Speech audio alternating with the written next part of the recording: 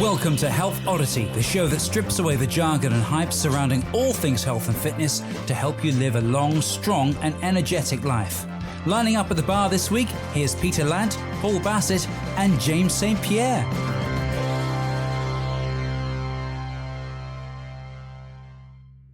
Hello and welcome to Health Oddity episode 25.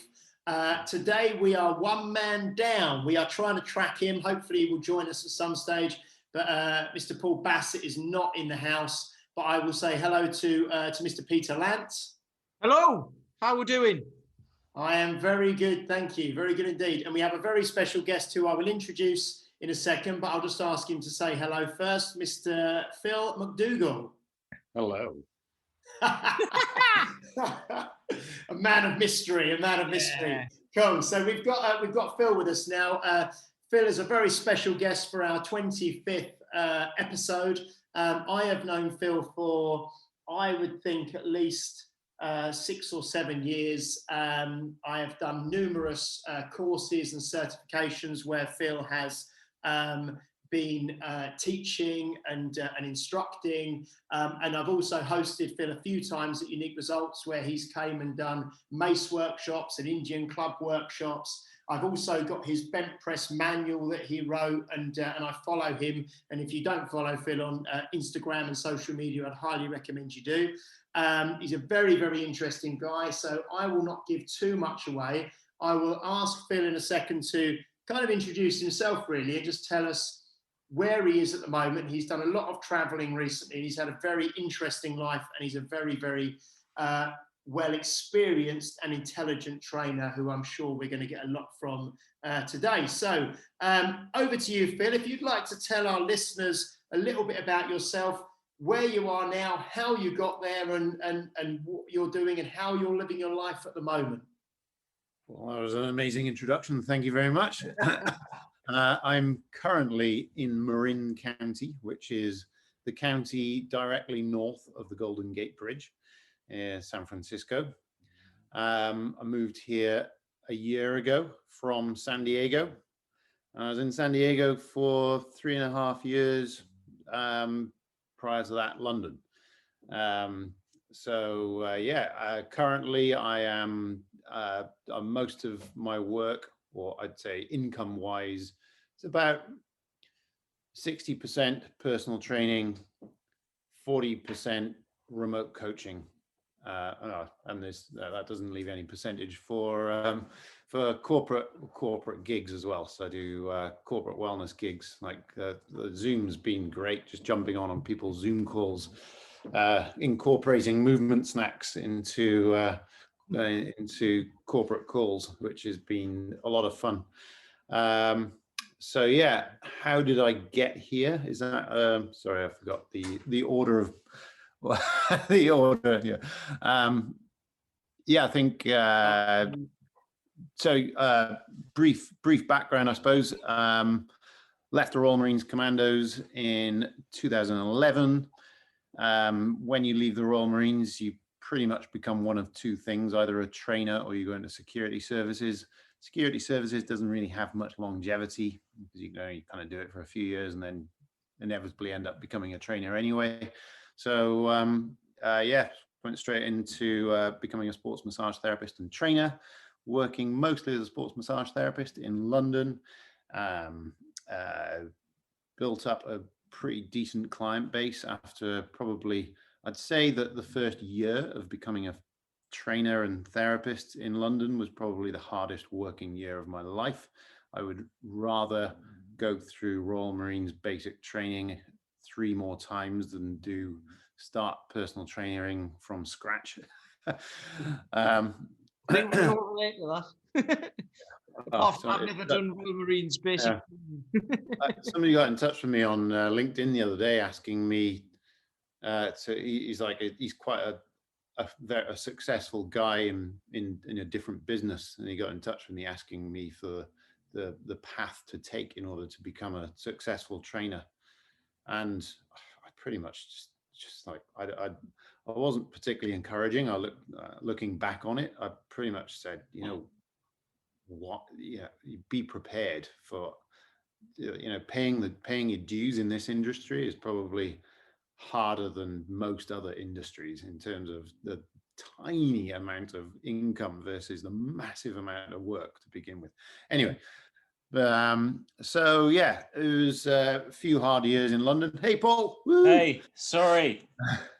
We have Mr. Paul Bassett with us. Thank God for that. We thought, Have I got the time wrong? yeah, it was 20 minutes ago, mate. But anyway.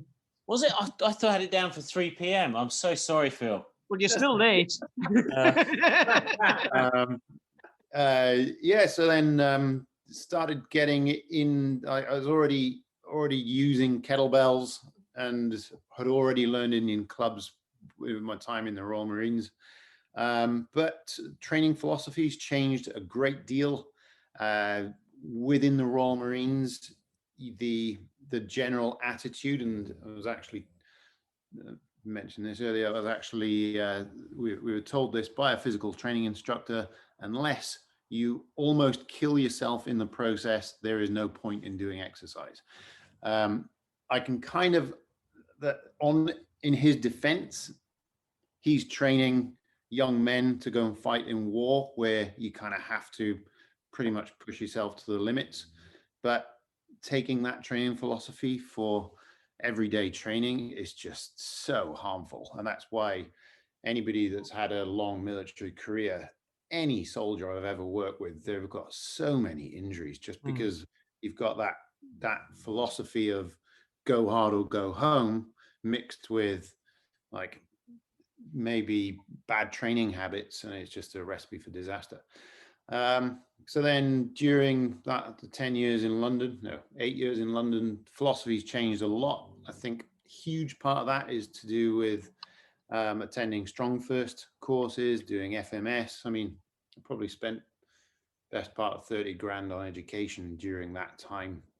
And yeah, the Strong First, looking back, that's probably the biggest turning point in, okay. And just really loving the way that, movement is such a strong part of the whole system. So then, moving on then, basically had enough of London and just the constant grind. So up and left with my American wife to San Diego. And basically the home of the personal trainer, as we were saying earlier. Indeed, yeah. San Diego's absolutely full of highly experienced, knowledgeable fitness people, but because the whole city is so fit, not many people require or want personal trainers. So it's pretty hard as a trainer to make a living in San Diego. It was a bit of a struggle for 3 years, but I was lucky enough to be in a job where I was traveling internationally teaching clubs, teaching mace, teaching kettlebells, teaching training philosophies, assessments, all that good stuff. And then moved to San Francisco a year ago, or Marin, and just gone back to being a very busy trainer again. So are you trying to say that everyone in San Francisco is massive then? Is that what you're saying? In San Diego, everyone's fit, so it's hard to make money in that. So you move to San Francisco because everyone's out of shape. I think what it's down to, you might think that. I think what it actually comes down to is what's the most valuable resource in places where time is the most valuable resource. So London, everyone's short on time, but money, no problem. Chicago, everyone's short on time. New York, any big metropolitan city where everyone's just so busy all the time, no problem with giving out the money for personal training, right? Versus San Diego, everyone just goes there to relax. Time is, in the attitude in San Diego is, if you don't have tons of spare time, you're a loser because you don't have your priorities right. So people have tons of time, not enough money because they're hanging out on the beach too much. So yeah, personal training doesn't work down there. But yeah, that sounds all right to me. I was just going to say, Phil, I think I've seen as well, since you've been in San Francisco, you've connected again more with, well, I certainly see you out doing a lot of cycling, doing a lot of, you know, I've seen the pictures. I think I shared it with you, you know, with the Golden Gate Bridge behind you, with your bike up in your hand, and, you know, on the bikes and things. Yeah. Yeah. It's the cycling here is epic. You've got the swimming. A few people I know here swim out to Alcatraz regularly. Pretty cold and full of currents and a few sharks here and there. But I was going to say, they're not like sharks kicking about around there. Yeah, that's pretty hardcore. It's a huge great white breeding zone, just on the ocean side of the bridge. So when people are out swimming, they go, "Well, them great whites, they're only like this big." You go, "No, they're the baby ones. You want to watch out for that because the mother will be over there." I think a lot of that comes with just knowledge. Because a great white doesn't actually care about eating you, and I think having swum in the ocean hundreds of times now in California, where there's great whites around, you know, getting over that and just trying to like understand great whites. You kind of, the fear goes with more understanding, you know, and just the knowledge that they don't actually eat you. That at worst they'll come along and just they'll feel you to see, and they'll explore you with their mouth. I don't, obviously I haven't been eaten, but you know, this is the way that I overcome the fear. You know, just the knowledge that they're only interested in fatty seals. They don't care about humans. They'll just come along, explore you with their mouth, and then go away. So this whole great white shark bite, that's the worst that will happen. It's just a bite, and then off they go. There's just like a small bite, a little. Well, yeah. I'll remember that. I'll remember that when like I say, it's overcoming fears, and I was definitely afraid for about the first year of swimming in the ocean. It's Steven Spielberg's fault. That's it is, isn't it? Because he gave the great white shark a bad name. How dare? I mean, come on. In about how many films? 4 or 5? Yeah, I remember the 4th one was Michael Caine, wasn't it? So I don't know. Yeah, there's that famous quote, isn't it, when they said it was a rubbish film? He goes, "Yeah, but look at the house it brought me over there." So Phil, would you mind kind of explaining to our listeners your own kind of training? How, I know we've spoke about it previously, how you used to train, like when you were a young stud, if you like, in your 20s and in the Marines and that sort of thing, and then how your training philosophy for your own training has then changed as you've got older, and then probably, definitely influenced how you now, work with your own clients at the moment. Yeah. Well, I think the biggest influences for me have probably come from Steve Maxwell and Steve Cotter, and basically trainers who have been in the industry for decades and who move better than most people in their 20s. And, you look at like 80, 90-year-old Tai Chi masters who are still moving so well, and the penny drops that movement is key. And you look at commonalities, and the common denominator between all of these people I look up to in health and fitness, they all move their joints to their end ranges of movement every day. It's like a daily practice. So prioritizing movement as the number one is up there. Something that I think one of the most important things when it comes to helping anybody with health and fitness is establishing their foundation first. And this is like the really unsexy stuff. And these are like the absolute pillars. And I'll just mention, I went through a phase a few years ago of asking all of the medical professionals I know, which was quite a lot at the time when I was back in San Diego, if everybody in your community ticked all of these boxes, how many patients would you have? And all of them said they'd be out of business. So breathing. Do you breathe with your diaphragm, or are you a chest breather? Breath with the diaphragm means the stability muscles throughout the body, or stability throughout the body, works, and stress is low. And I won't go into the millions of benefits of proper breath. Hydration. Are you hydrated? Water is the life source. We're mostly made of water. Everything changes when you're hydrated. Blood volume, blood viscosity, all bodily functions.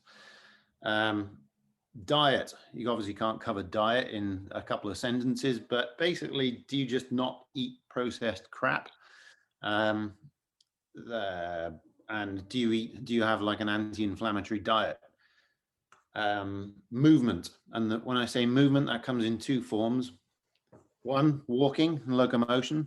So do you walk?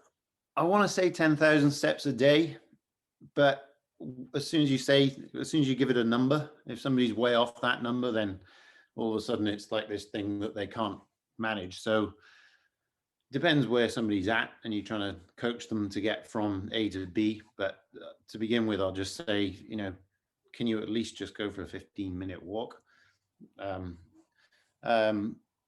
Humans are, we're humans because we can locomote from A to B. That's one of the key differences between us and apes is we grew a glute medius. We can balance on one foot, and we're actually able to locomote on two legs. And as soon as you take locomotion out of the equation for any humans, like everything goes down. The whole way our body works are all designed around the contralateral or oblique slings across the body that help us locomote. Locomotion is the main movement pattern and should come above all of the others, including, I've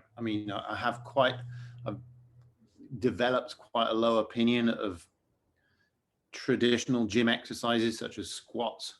It's like a little bit of a tangent here. I'll go back to the pillars of health in a second, but if you ask most trainers what are like the best exercises that people should be doing, squats are normally on that list. I'm like, well, can you go your entire life and live a really healthy life without lifting anything in a squat pattern? Of course you can.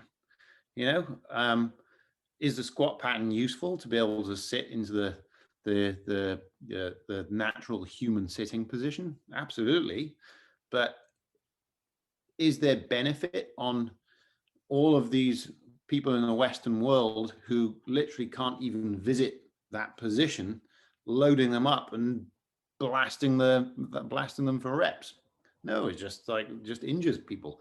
Anyway, so back to the we'll maybe go back to we'll come back to that later on and kind of cover off some sort of your kind of movement philosophies versus traditional kind of strength training type thing. Yeah, come back to that. For sure. There's so many litmus tests, that I'd love to get into. But anyway, so movement being one of the pillars of health, that's split into locomotion, and the other one is just joint movement. And the question is, do you move most of the joints in your body through their full range of motion every day? And like people like every day, it's like, yeah, it takes, if you learn a sequence that you can actually break the body down into bits, and you can make this lovely feeling movement flow that takes about 20 minutes to do it thoroughly, ideally 30. You can do a really good job in 30 minutes of literally moving every single joint through its end range several times, lubing up every single joint in the body, going through its maximum range actively versus passively. And so do you do that every day? So that's like the physical side of things when it comes to health and longevity. And something that I learned in San Diego, I'd say this was kind of massive for me, is now coming from the UK, we're a little bit afraid to show our emotions in we really are. It's like like you come over to the States and everyone's like so unafraid, like and emotional, and like especially in Southern California where everyone's very huggy. But up in Northern California where I am now, like, well, obviously it's COVID, so you don't do that anyway, but people are more like handshaky and standoffish. Southern California, everyone's like big hugs and legs around and everything. But yeah, Southern California, very spiritual. But anyway, I was backing up a little bit, but back in London, I was suffering from quite bad stress, and moving to Southern California, a good friend taught me the power of gratitude. And now, if my younger Marine self would have heard me now, I'd be like, what are you talking about? Like, but really, like, if you know, have you heard of Josephina? Yes, yeah. And you can look into slight side story now. So every cell in our body has a frequency, right? Mm-hmm. So everything vibrates at a certain frequency. Now, they've actually measured, because I only respond well to things I know and to science, and I'm not religious in the slightest. And if anyone starts talking to me about ghosts or spirits, I'm like, yeah, whatever. So when somebody tells me that being grateful helps you physically, I'm like, I need to know, I need to understand why. So here's the why. Everything has a vibration. They've measured the brain waves that come out of your head if you're in different moods, right?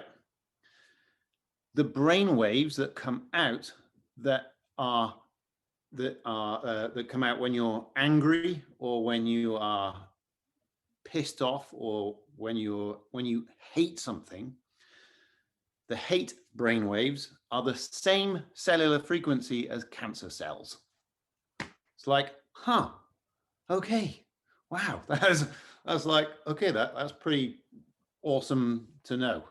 So, and then you take the brain waves of gratitude and love and all the positive attitudes, and they're completely away from the cancer cells, completely different frequency.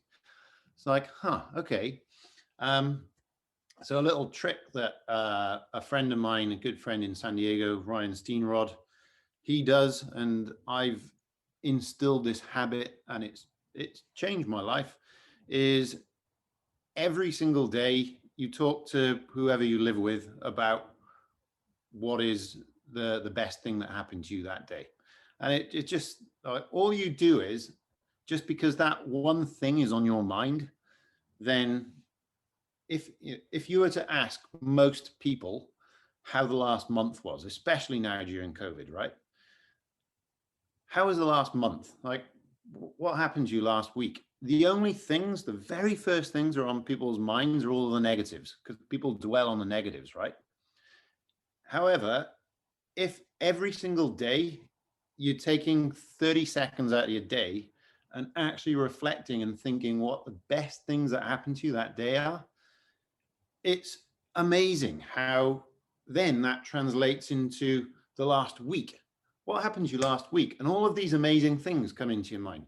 What happened to you last month? Oh, last month was great because I did this, this, this, and this. So like the perspective of your own life changes from this, like as Royal Marines, you complain all the time. Yeah, go on, sorry, Pete. I love that, because I've spoke about this before. There's two things here. The first one is, have you ever seen the Kelly McGonigal video? The YouTube, she did a, not YouTube video, TEDx. She did a TED talk about how the very thought that stress is bad for you can make stress bad for you. Whereas if you know how some people deal with stress as stress, and some people deal with it as like something to come, an excitement. So your body reacts in a different way. So if you're stressed, your arteries close up and everything, and it kind of looks like you're about to have a heart attack, as opposed to if you get excited about stress, it actually creates excitement in your body, and it's a totally different, a different perspective. So the very thought of the very thought that stress can be bad for you can actually kill you and can cause cancer and all that. So it sounds like a similar sort of thing. But also what I do with most of the people who I work with is, we've spoke about this before, and there was one lady in particular, and I said, like, I get them to write down 3 wins a day. 3 a day. And when they say, I can't think of any, I'm like, yes, you can. There's got to be, even if you've had the worst day, you've got through it. That's a win, right? You know what I mean? Yeah. But what I do is get them to write it down, then say why it was a win. What was your win? Why was it a win? What's the next step? What are you going to do about it? And then what is the specific thing that you're going to do, like tomorrow or next week or whatever? Like, schedule it and make this thing that you've done well, work well for you throughout. And then it builds this momentum of what you've just been talking about, of well-being. Yeah. Because like you say to people, like you said, especially now, how's your week gone? How's it? This happened. Oh, do you remember that thing that happened? That was good. Oh, I forgot about that. Because this lady who I train, I remember once speaking to her, and she said, this happened this week. This happened. There's another thing to add to my list of failures. I was like, you're not meant to be making a list of failures. You're meant to be making a list of wins. And people tend to be able to focus on the negative quite easily. And it's astonishing. And when you do like what you do, and I've been doing, I think we've all been doing it. And especially over the last year, I know James certainly has, and sort of reining things in and focusing on yourself and the family more and all of that. And I've been doing that for a few years. And it's been great. It just changes your perspective on everything and things. I mean, things still stress you out and what have you, but it totally, it just makes everything a little bit more bearable, for want of a better word. So I totally agree with that. I think it's brilliant. Yeah, especially now in COVID. Like to be honest, the only thing with me is the last month I've just felt really bored, to be honest. But I think you just got to look at the bigger picture. There's so many worse things that could be going on. You look at like world news or world history, just like, this isn't bad really. And you just got to keep yourself entertained and keep looking at the positives, for sure. What's the situation for you out in San Francisco right now? I mean, are you in any kind of lockdown out there at the moment? A gym's shut, or shops shut, or are things opening back up there now? Or so all the gyms and restaurants are officially closed, but they've all taken their business outdoors. So you'll drive past the local gym and they've pretty much just set up the whole gym in the car park. So you've got everything. You've got like all of the equipment that's inside is just out in the car park. And then on the streets, all the restaurants have basically just taken parts of the road, and everyone's just dining out on the street. So I guess it's good because here it doesn't rain that often, so it kind of works. Everywhere you go though, there's closed, boarded up shops. Even like San Francisco is really bad with crime and homeless.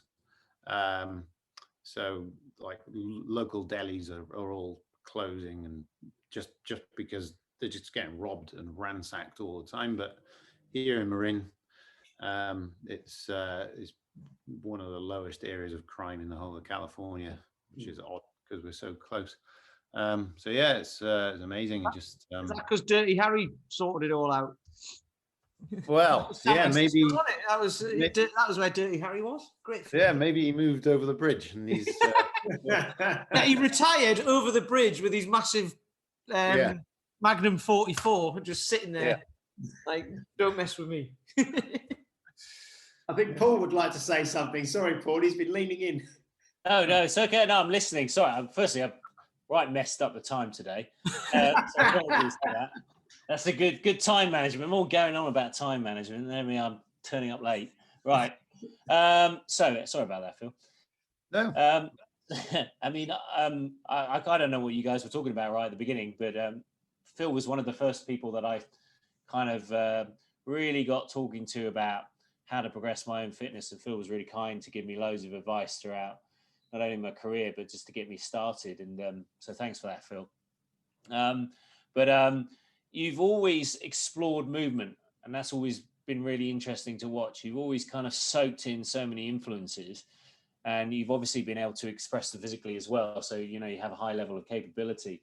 But where are you leaning at the moment? How are you condensing all of that into something when you've got an hour with a client and a client's saying, look, as you mentioned, we're in a time poor world. We're also in a very highly stressed. So along with those time poor individuals, you have very highly stressed people. And Dan John last week or the week before was talking about, you know, sometimes you give them what they need, not what they want. But at the same time, you know, to keep a client, you have to kind of provide a certain amount of entertainment. So what are you doing at the moment to condense all these things you've been exploring, from clubs through to kettlebell work to whatever you're currently kind of exploring? Okay, so well, to start with any and all clients, I make sure that all of the foundation is in place first. Having been in the industry, well, I say for so long, only a decade since I left the Marines, but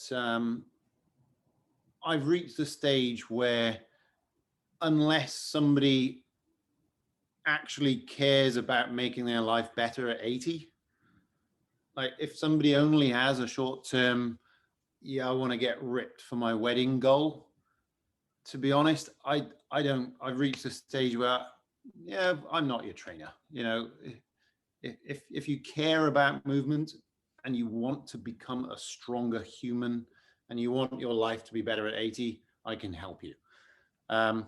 So to begin with, I to a certain degree, I choose my audience. So the selling is less, and I don't need to satisfy their wants, because their wants are, so their subjective goals are much closer to what your average is. I think that, you know, the older that people get, the closer what you think they need versus what they think they need becomes closer and closer and closer. Like, how many 60 or 70-year-olds do you train where they go, oh yeah, you know, I just want to move a little bit better and be able to pick things up, and it's like, perfect, exactly what I think you should do too. Versus, you know, how many 20-somethings come along and say, yeah, I just want to, you know, move better and be able to pick things up without worrying about injury. It's like, yeah, that never happens. Because I've been watching lots of parkour videos. I just got addicted to them recently. I would love to do parkour, but I know I'd kill myself. Somebody, there's a parkour guy on Netflix, Instagram, commented on one of my things. I was in the bottom of a squat, just doing like a rotation. And next to my doorstop, it looks like I'm pooing out a penguin.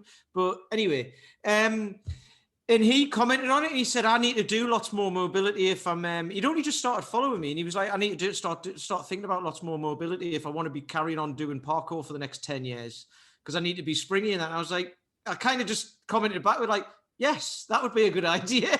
If you're jumping around all over the place, like, you know, you need to be mobile. Yeah. Yeah. But yeah, I'll start selling the idea of mobility as a priority, excuse me, as a priority from the start, and even start tying in water coaching. Sorry, excuse me. Something in my throat.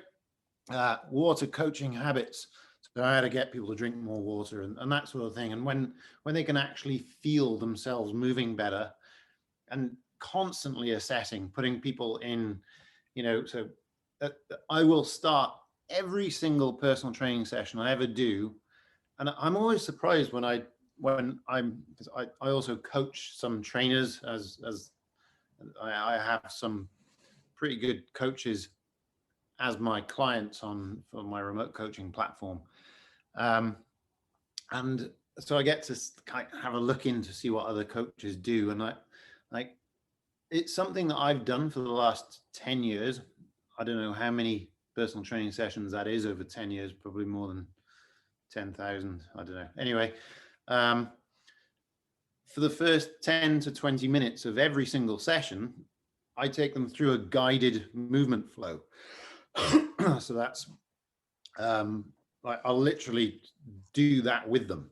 And I'm next to them. It's like a yoga class. We're opening up every single joint, and it's like this active movement flow that's on the floor or standing up. And I think that's helped my movement a hell of a lot, just getting involved in it to begin with. But I think, like, from personally having had coaching sessions as well, quite a lot myself, I don't like it when somebody's just standing there telling me what to do. If somebody's like with me, moving through something, obviously cueing me as and when they need to, but you know, if you're just standing there, maybe with a clipboard, and somebody's rolling around in front of you, it's like, well, you know, do it with them. They probably feel better, and they make you better as a coach anyway. It'll help your movement. Anyway, so yeah, I guess to answer your question, Paul, I don't really have to battle with getting people to buy in, because the people that come to me, they come to me looking for that anyway. And anybody that doesn't, you know, I'm screening clients the same way that they're screening me, and I just won't take on somebody that I just think only cares about the way they look versus the way that they are. So yeah, you can't help you can't help people that don't want to be helped, is a lesson I've learned. Yeah, great, fantastic. And can you tell us a little bit, Phil, about, I know that you touched on it earlier, but for people who maybe follow you on Instagram and see you doing, you know, training, you're obviously training outdoors a lot, you know, in San Diego and now in San Francisco as well. And I think that people probably see you, well, 4 things that I can think of that you tend to use a lot when I see you training is kettlebells, which you mentioned, Indian clubs, mace, and like Bulgarian bags you use as well, don't you? I think. Yeah. You're more like, I know all those equipments are very portable, because you're obviously training outside, so you need something you can take to the park or take to the beach or whatever. What kind of led you down the route to using those implements, if you like, to train, rather than, you've already mentioned, kind of not the conventional, maybe, you know, barbell squats, barbell deadlifts, bench press, you know, this sort of thing that a lot of people will kind of see as the bulk of training. So you've obviously got a different approach there.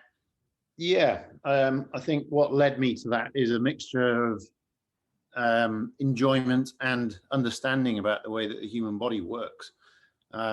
With all the amount I spent on education over the years, and learning about functional mechanics and learning about stability and how the brain activates certain stabilizers over the body, and how the way that you train, if you're training several times a week and you're training in a way that doesn't apply to the way that you move in the real world, then it's basically going to take you further away from movement in the real world. So everything that I use promotes good, healthy, 3-dimensional movement in locomotive patterns, in actual human movement patterns. So one of the keys to training, so we've covered the base of water, hydration, water, sleep, blah, blah, blah, blah, blah. So now on to training. Train the way that you want to move. Train, you know, look at all of the possible scenarios you could find yourself in. Do you want to pick up a baby without breaking your back? Now, you might think that in order to do that, you might have to, I don't know, I can never justify bench press. Like the bench press is probably one of the most popular exercises there is, but at no point does a human have to press themselves into a wall and lift something that is perfectly balanced with all of their strength purely focused on their chest and arms. Okay, I know an experienced bench presser uses their whole body, but you need a lot of training to be able to bench press correctly. And the fact that how are you going to get the pecs to show up on the beach, Phil? How are you going to do that? So how would you? And what are people going to do on a Monday if they're not doing bench press? So this would be slightly in, say, opposition with someone like a Mark Rippetoe, who, for those of you who don't know Mark Rippetoe, he's a very well-known strength and conditioning coach. Really very, very much focuses on how you build someone very strong, and he always talks about the fundamentals being the pure strength moves like bench press, deadlifts, squats, all with barbells, mainly because they're programmable. So how would you then balance that with the interplay between movement and pure strength? How does that work for you? Now, I know different people have different methods. I'm not knocking other people as long as they can justify it. And the key is, as long as it produces results. I personally have not met many power lifters and people who stick to the big three who aren't riddled with injuries. I haven't ever met anybody who's done it for more than a decade and not had some debilitating back or shoulder injury that's stopped them from doing it. So I don't know. But anyway, sorry, how do I train pure strength? By so you stick to lifts that promote good movement, such as get-ups. I love get-ups. I love the bench press. Heavy mace work for training heavy grip. Front squats. If you're ever really gonna lift anything using your whole body, think lifting up a car to save something, get your superhero. Yes, I'm here. I'll help. I'll lift up the car. It's all going to happen on the front. You're never going to rest something perfectly on the back and lift it up that way. And what I love about front squats is it activates everything on the front just the way it should. You're only going to be using your hands to lift something up anyway. It's never going to be resting perfectly on the back. So you basically just train the way that you would want it. You would need to for real life situations. So I suppose if people, just to quickly for people, if they're not watching this and they're just listening to it, Phil was kind of demonstrating, I think it was like a double kettlebell front squat, wasn't it? The position you're in. Yeah. Because obviously people, may just be listening. So not a barbell front squat, more like a double kettlebell front squat, which obviously then, and I know you're a big fan of and a big advocate of kind of offset loading as well, aren't you? And kind of different weights on both sides. So like you say, you're not perfectly balanced, you're having to resist, flexion and rotation and side flexion and everything to kind of get nice and tight. Yeah. Yeah, 100%. If you take just, let's say, like an exercise that anyone can do, let's say you got two 20-kilogram kettlebells and you're going to do something simple like a deadlift. You lift them up off the floor, you do your deadlift, and you could argue that doing 10 reps of having a pair of 20s is the same from a volume, like maths, working out the volume perspective, as doing the same number of reps with a 16 in one hand and a 24 in the other. So on paper, you've lifted the same amount for 10 reps. However, if you put two people next to each other, the one who's lifting the 16 and 24 are having a much harder time.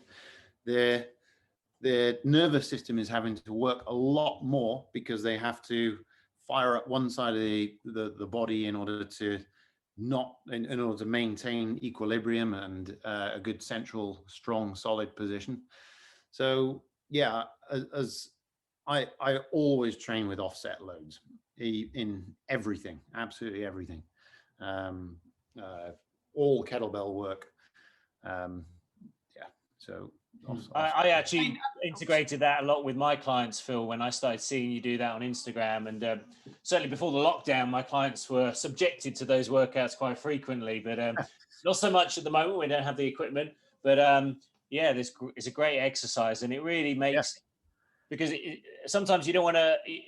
It's quite easy to just kind of keep giving loads of random variety to a client because, you know, sometimes you really want to keep their interest, but you can make something very fresh by changing the offset load and just throwing it into a workout, and all of a sudden what they think they can do and what they expect from the workout radically changes because of the load.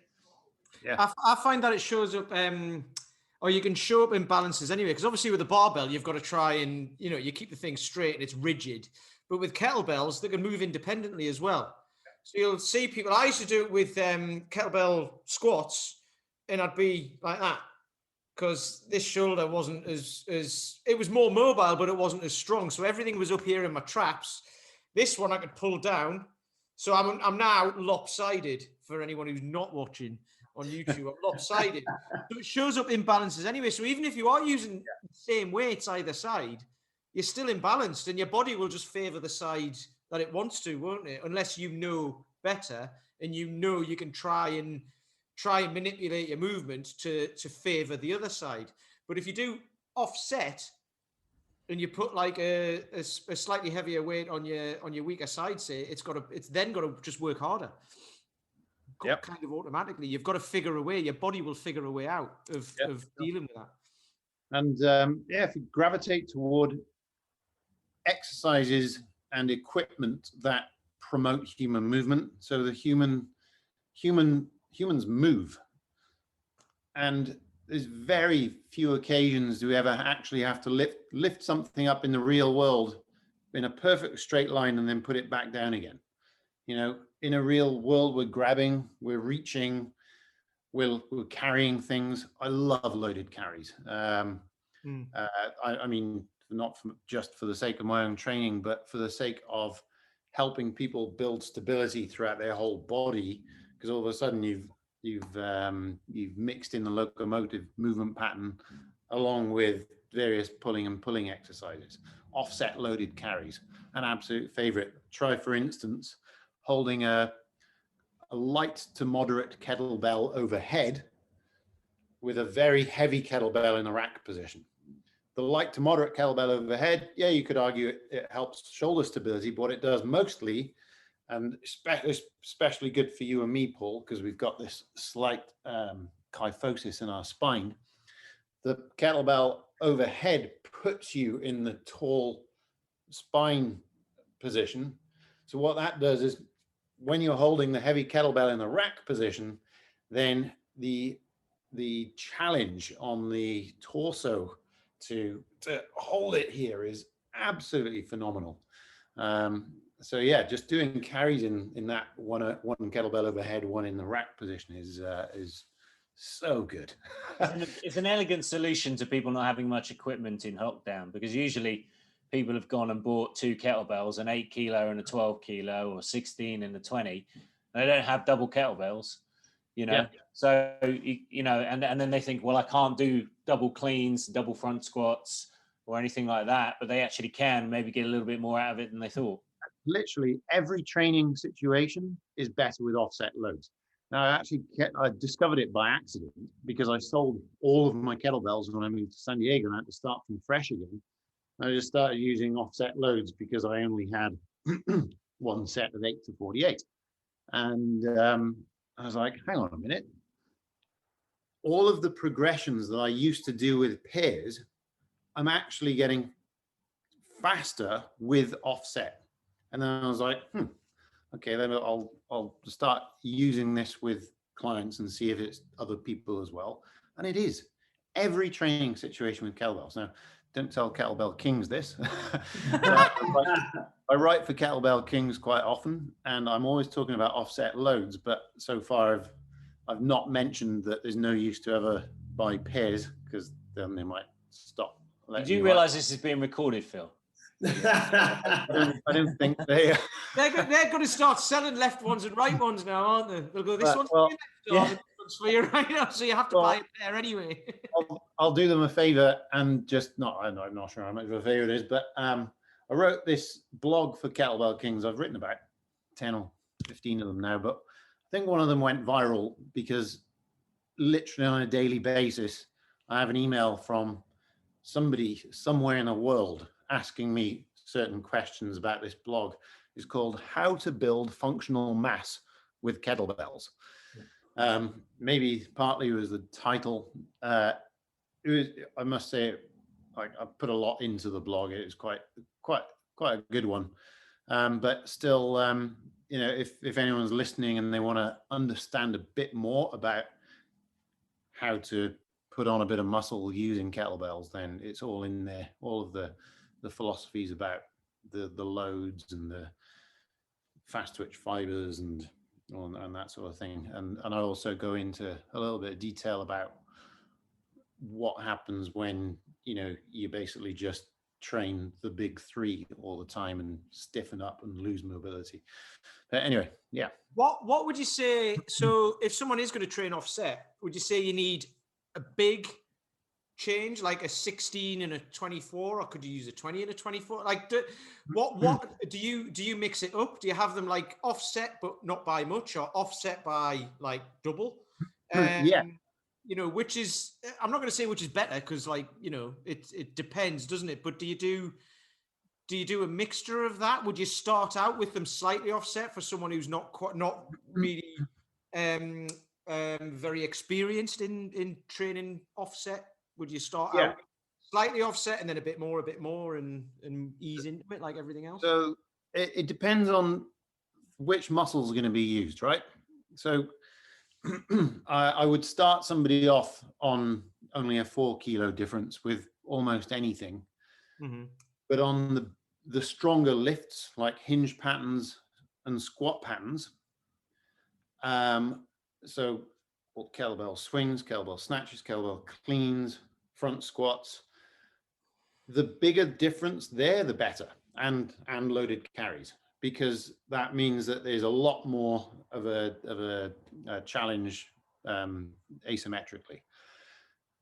But big changes or a large difference between the two doesn't actually work with things like presses, because if you've got a 12 kilo difference and you're doing overhead, anything that involves a press, then, you know, the one is going to be so challenged and the other one not, that it doesn't really work. So anything that involves a press with offset loads, clean and press, a complex maybe involving, you know, I love throwing in presses after snatches.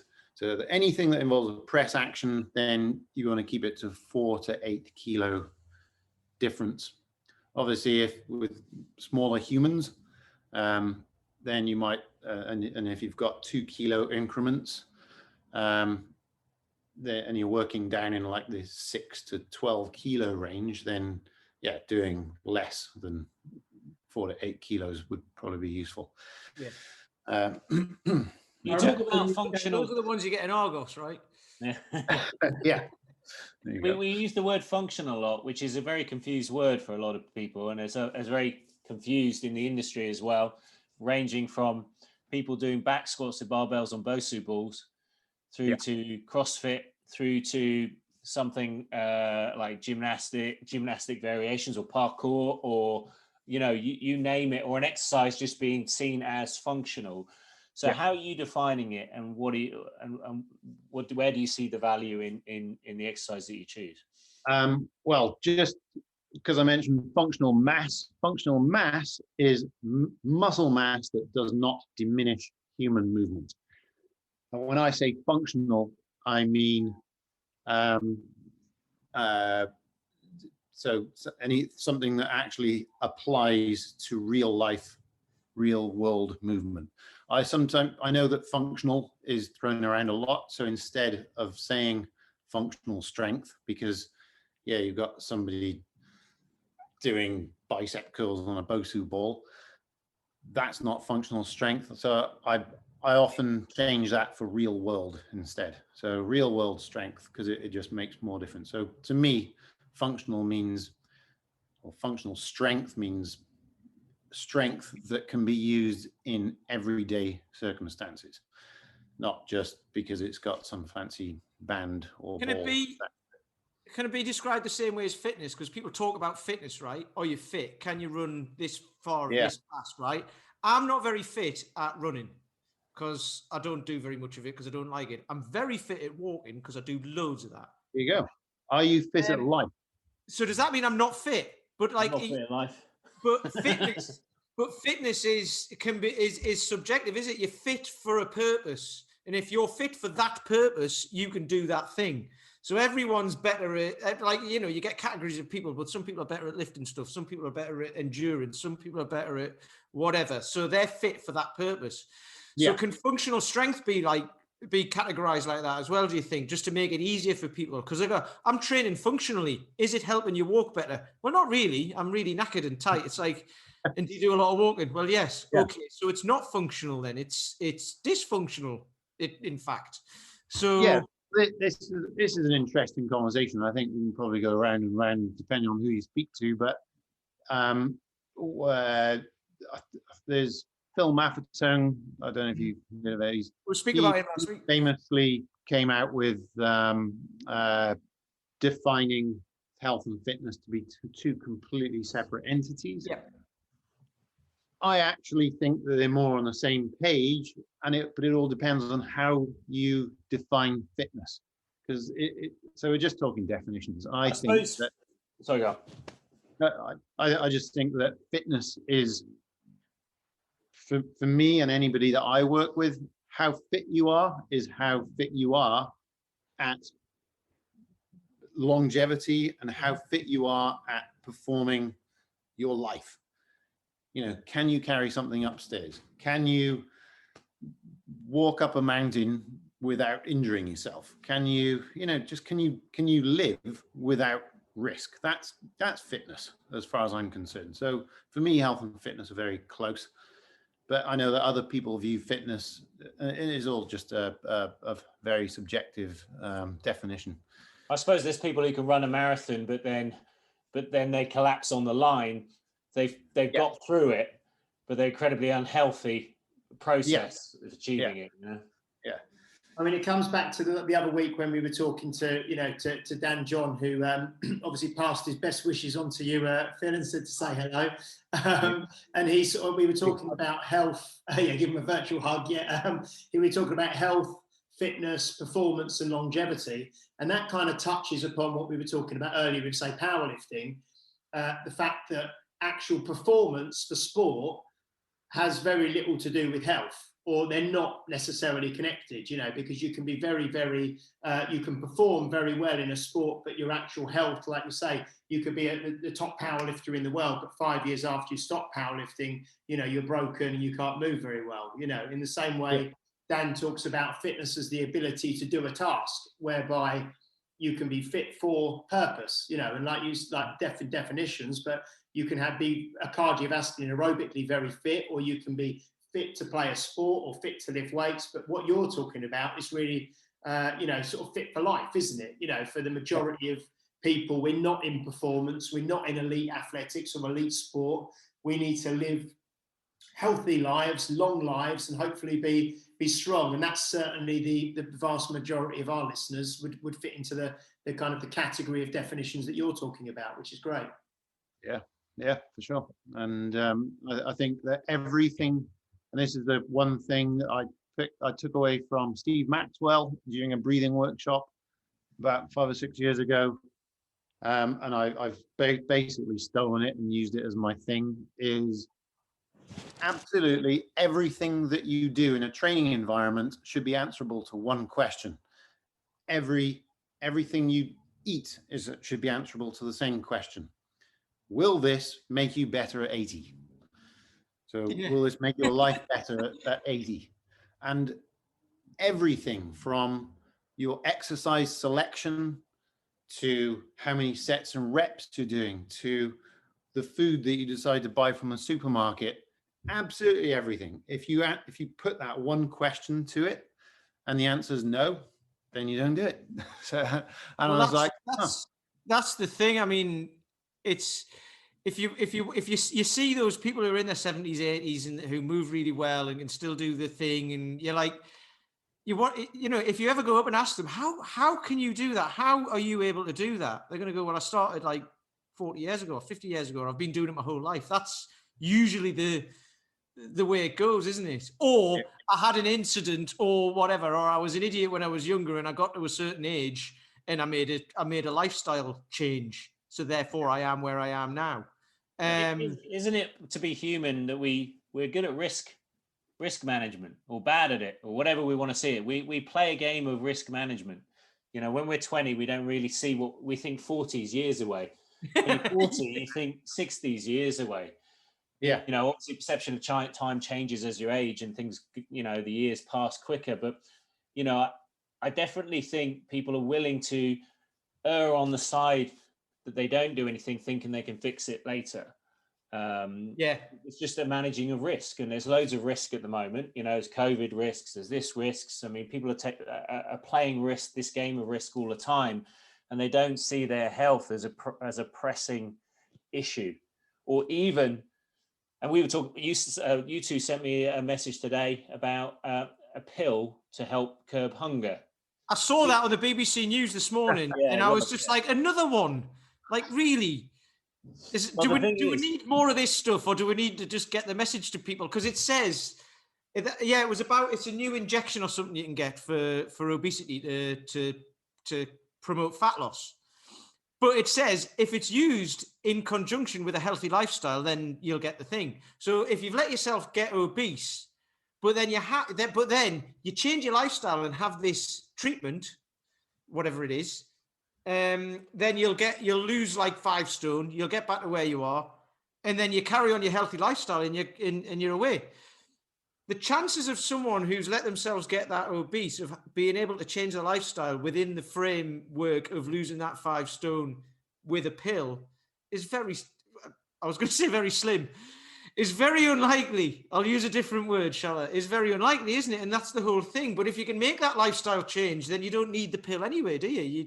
But if you're gambling, which I think a lot of people do, they gamble. They say, if weight loss equals health, and technology allows me to gamble with less odds, where you're more likely to win. Like, I can just take a pill. Like, I know I'm going to work my ass off. I'm going to not take care of myself because it's not priority at the moment. But in 5 years, they're going to have a pill.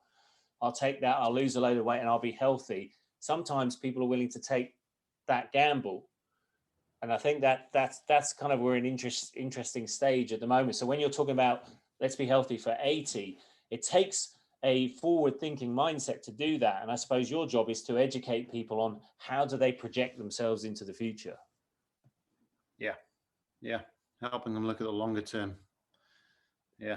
And I think you said, like you spoke near the start, the fact that if a 20-year-old's coming to you, the chances of them coming to you with that foresight is very limited. It's more about, I'm going to Ibiza in 6 months or 3 months. I want to look really good. Whereas a 40-year-old is without wanting to sound morbid, nearer to the finish line. Do you know what I mean? So easy, mate. We're at that stage, but you become, the nearer you get to the finish line, the more you value the time that you've got left. It's human. Do I get a gold medal at the finish line? Just the needs wants differential. It basically goes like this. And the older you get, the closer you become to what you actually need versus just what you want. Well, sorry, go. No, this brings me back to what you were talking about earlier, actually, because I'd written it down because you were talking about being in the Marines and all that sort of stuff, and then it was a different mindset when you were there. You were obviously younger as well, and now you're a bit older, and you've changed the way you do things many times over the years. But you were saying you might train someone who has been in the military their whole life, and then the company are broken and knackered and all that, and then you've got to try and change the way they train. But it's not about, it'll not be about the way they train. It'll be about the way they think about training. So you've got to change the mindset, right? Which is a huge deal. And this comes into the nutrition thing as well, and the lifestyle thing. So how do you, and Paul's just asked this question as well, but where do you begin with that? How do you start with that? How do you convince, because you've got to gain their trust and convince them that the way they've been doing it is fine, but it's got them to where they are now. Yeah. It got them the purpose, but how do you change? Because it's like a complete reversal for most people, isn't it? Yeah. It's okay. So to begin with, like I already mentioned, they're coming to me because they're already buying into a certain degree about what I'm selling, as in movement and longevity. So it's not like I'm trying to convince, like, to be honest, anybody that doesn't care about movement, I'm not even going to bother working with them. But yeah, on my remote coaching books at the moment, I got 1 UK Special Forces guys and 2 US Special Forces guys. One is in their late 30s, the other 2 are in their early 40s. And they've come to me because they want to extend their career within Special Forces.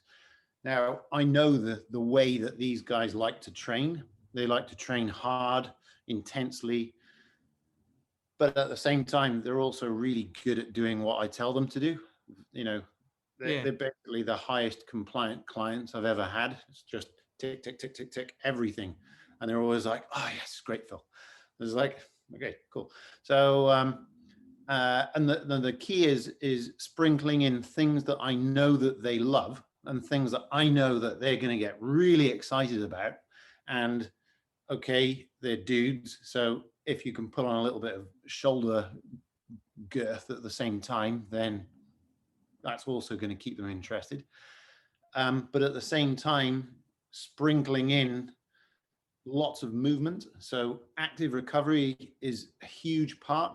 So if you're doing close to maximal intensity for strength repetitions or hypertrophy repetitions, instead of hanging around looking at your phone for 2 minutes, you could be doing a highly valuable mobility exercise, which I always tell them is more valuable than the exercise itself. Every session starts with minimum 10 minutes, normally 15 to 20 of movement, because I learned this one from Dan John. If it's important, you do it first. So movement is important. You put movement at the beginning of every session, and then you sprinkle in the highest value movements that I can possibly put in between the things that they love doing. So something that they'll love doing, pretty much anything that builds up a sweat, raises the heart rate, and makes people feel their booties. Pretty much most people are going to enjoy that sort of thing. Obviously, you have to change workout prescription depending on kind of people's preferences and everything like that. But yeah, I think working in movement for active recovery is a huge part of it. Yeah, that's just. I did the gymnastic bodies program for a while, for about 8 months. You can tell. Yeah, well, you know, but I know it was really. Thank you. You can tell by the way you sit. Yeah. So, oh God. Anyway, yeah. So no, basically his system is you do your strength exercise for whatever reps was prescribed, and then you fit a mobility one in between, and basically superset that. Yeah. And that had great value. I learned a lot from doing that, and it was very disciplined. I mean, there wasn't much variety, but it was very disciplined, and I quite liked it, quite enjoyed it, and I did feel pretty good doing those workouts. And it's so every single set is exactly that. You know, you might have a strength circuit that involves maybe half kneeling press, swings, and a squat pattern, and then straight after that, you go into laying on the floor, sideline twists. If somebody's got T-spine issues, I know so this is leading into litmus tests now. I know that we're probably looking to wrap up soon because we've hit an hour. But we'll wrap up. But we can always get you back on again, Phil, in the future and move on to. I'd love to, because I think this is super important. Is all cases coming from an injury therapist background. In all cases of shoulder injuries, in that case, if you test somebody's thoracic spine movement, then there's a restriction in their thoracic spine. In all cases of stiff thoracic spines, there's also a dysfunctional diaphragm. So, and there are these patterns that I've seen throughout all of my years in movement and rehab. that I've seen so many times that it's easy to come up with litmus tests like, okay, so how do you know what that exercise should be after somebody's done their deadlifts? Well, some people might be in the thoracic spine category. Some people might be in the hip category. Some people might be in the ankle category. Some people might just need overall stability and they might do better with rolling. So all that comes into play when with assessments. But yeah, it's kind of a big meaty subject, but I'd love to go into it in more detail another time. But yeah, in all cases of knee injuries is a foot that doesn't work beneath it. So I'm not saying this is the cause, but in all cases of knee injuries, if you spend a lot of time doing foot waking work, foot stability work, foot mobility work, ankle mobility work, a lot of the time, not all of the time, but most of the time, that knee injury goes away. Above the knee, you've got another highly mobile hip joint. And in all cases of knee injuries, again, you've got hip dysfunction. So start getting the hips to move well, and generally the hinge joint that is the knee fixes itself. Same thing with the lower back. You've got a hip and a spine, a T-spine above it. Get those two working, lower back tends to fix itself. Obviously, that comes with movement pattern training as well. But anyway, going a bit too deep. We will definitely get you back on and kind of open up with that subject and use that for the whole thing. But I just thank you for spending so much time with us. And we've gone obviously over the hour a little bit, and Paul was late as well, so he's got a full hour with you anyway. You're never going to let that lie, are you? No, I mean, to be fair, talking about this, in our 10th anniversary podcast. Remember that time? We have a shared diary. Need a shared diary. There's some real takeaways there. Some things that are just kind of prominent in my mind for a lot of listeners. The big value of movement-based training and training for strength, the way that your body moves is massive. The whole section that you talked about with offset loading. I mean, those of us on the podcast here have all heard of that before, but I think for most people, most kind of general gym goers, they never would have even thought of, picking up. I think I've even seen someone before. I was doing something and someone actually came up and said, do you realize if you pick them up accidentally, one's a different weight to that, because people just wouldn't think of having 2 different weight dumbbells or 2 different weight kettlebells. So, I mean, that's massive as well. There's so much in there for the listeners to go back and listen to and digest and real practical gems, which you've brought to us. So thank you so much for spending that time with us today, Phil. I'll just go and say, is there anything that the guys want to finish with?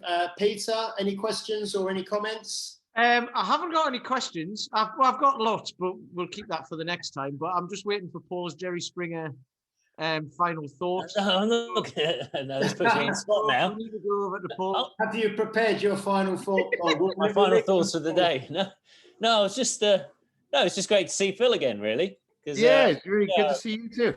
Yeah, because I mean, I don't know if you covered this right at the beginning of the talk. We all kind of train in the in a kettlebell cert together, and I remember Phil was using the 40 kilogram kettlebell when he was doing his 10-minute swing test, and that looked pretty tough. I was just getting through with the 32 and just about made it on my hair and my skin on my teeth. It's a pleasure to actually talk to you. How do we find out about what you do? Do you have websites? I mean, how do people get in touch? You can go to my website, philipmcdougall.com. That's 1 L in Philip, 2 L's in McDougall, McDougal. We'll put a link to in the post when we put it out. Yeah, we'll put a link to the website. Yeah. Yeah. Or you get me on Instagram, phil.mcdougall. So they can do online training as well as in-person training. I do, but I'm actually maxed out. He doesn't want any more people. He said that at the start. If you've been in a long time, Paul. You have to die in order to. Someone has to die before they go. I'm the way that I do it is very bespoke, and it's highly tailored. I don't do cookie cutter because everybody moves differently. I honestly don't know how people do online cookie cutter type programs, but I do most of my blog writing for Kettlebell Kings. So I've just submitted a new one to Kettlebell Kings, which is basically consists of all of my favorite 20-minute workouts. So that one should be coming out soon. But yeah, feel free to get in touch, and I will do my best to answer any quick questions. But sometimes people ask me really long, meaty questions and people I've never met before, in which case the answer is always, thanks for asking the question. I'll be sure to write a blog about it at some point in the future. And maybe we can put a link as well, Pete, to the blog, the one about building functional mass, wasn't it? Yeah, how to build functional mass. It's really, I think if you just put how to build functional mass into Google, that'll just come straight up because it's at the top. That's right. So I remember one of the sessions, one of the workshops you did for us at Unique Results previously was the kettlebell complexes one with the double bells, which was all offset bells, which was a fantastic, really fantastic day's learning. That was great. So brilliant. Well, what we've got, and Phil, have you got any requests for where I go walking after lockdown? Because I keep sending pictures of like Sugarloaf and Skirrid and that, and you're like, oh, home. Oh, keep sending me pictures of home. Oh, got the Blorange? Sorry? The Blorange. You mentioned that one. I'm going to have to do it's like less than a mile, but it's my favorite because I live just close to there, and you park down at the bottom and you just get up as fast as you can. I think my best ever is 28 minutes. So you can try and get up there faster than 28 minutes. I'll race. I've got a spaniel called Sid. I'll race him up there and see if he can do it in better than 28 minutes.